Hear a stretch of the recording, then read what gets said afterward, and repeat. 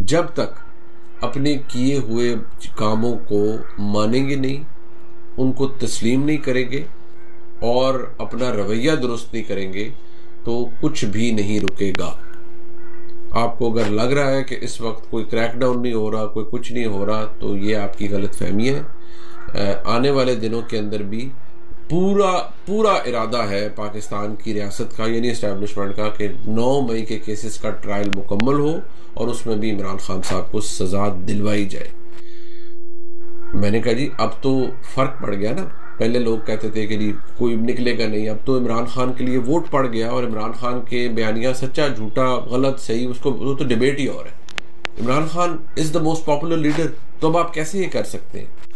गरीब बात है। अब आप ये बहसियत साफी वो आपको कहते हैं ना, वो दिमाग तो फिर चलता रहता है ना, आप ये सवाल तो करते हैं कि भाई बात सुने ठीक है, लेकिन अब कैसे हो सकता है?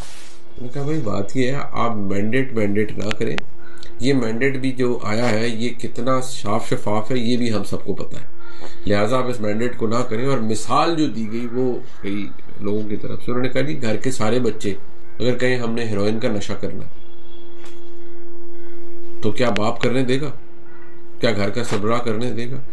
मैं एकदम सोच में पड़ गया। मैंने कहा जी इससे क्या ताल्लुक है, वोटिंग कुछ और चीज है। करिए छोड़े इस बात को। क्या कोई अलाउ करेगा कोई घर का बड़ा फैमिली का कोई बुजुर्ग कि हाँ जी सारे बच्चे नशा करना शुरू कर दें, सारे बच्चे हेरोइन पर लग जाए? वो करने देगा? मैंने कहा जी कहाँ वो नशा और ये तो मतलब और चीजें। मैंने कहा नहीं, that's how we see it. और जब तक आप रियासत से लड़ते रहेंगे तो भूल जाए आप हुकूमतें बनाएंगे या हुकूमतों में आएंगे और आप वज़ीर आज़म बनेंगे। नो।